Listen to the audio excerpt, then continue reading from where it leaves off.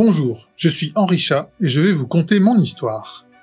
Je suis né le 16 avril 1872 à Armentières, chemin du Bizet. Mes parents sont Henri Chat et Ernestine Dubois. Originaires de Haute-Loire, ils avaient déménagé à Armentières quelques années auparavant pour tenter leur chance dans l'industrie textile. Ils fondent un tissage à Houpline et une maison de commerce à Armentières. Mon père devient maire d'Armentières en 1888. Après mon service militaire, je seconde mon père dans l'entreprise familiale. À 25 ans, j'épouse Marguerite Trochu et ensemble nous avons 6 enfants dans notre demeure rue Sadi-Carnot.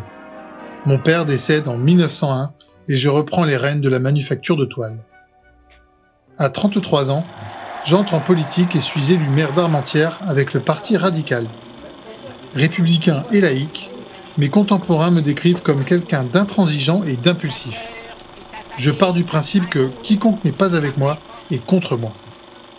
Mes affaires politiques me prennent beaucoup de temps et dominent mon activité industrielle.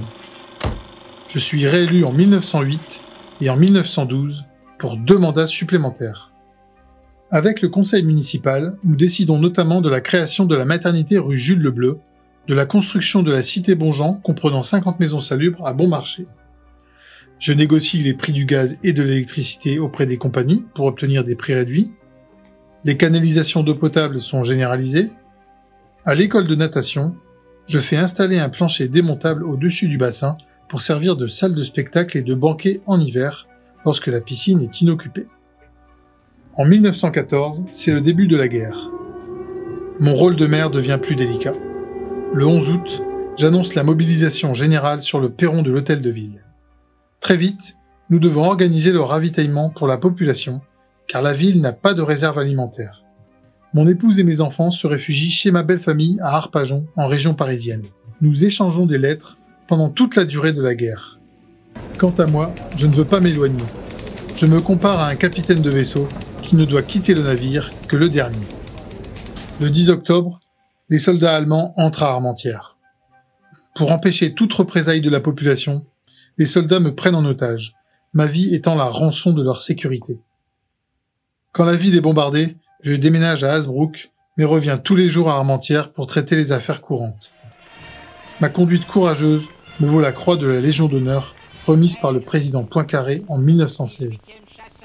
En juillet 1917, des milliers d'obus s'abattent chaque jour sur la ville. Pourtant, des centaines d'Armentiérois refusent de fuir vers les lieux plus sûrs. Je demande au Conseil des ministres d'ordonner l'évacuation totale des derniers habitants d'Armentières. Je ne veux pas avoir sur la conscience les morts futures. L'ordre d'évacuation est donné le 12 août. Armentières est désertée et le conseil municipal déménage à Neufchâtel-en-Bray, en Normandie. Après la guerre, en décembre 1919, je me présente aux élections municipales pour m'atteler à la reconstruction de la ville. Mais les Armentiérois préfèrent mon ancien adjoint et rival, Charles Connem.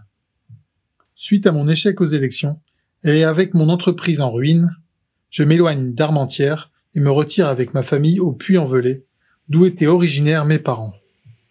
Je m'éteins le 21 janvier 1941, complètement oublié des Armentiérois.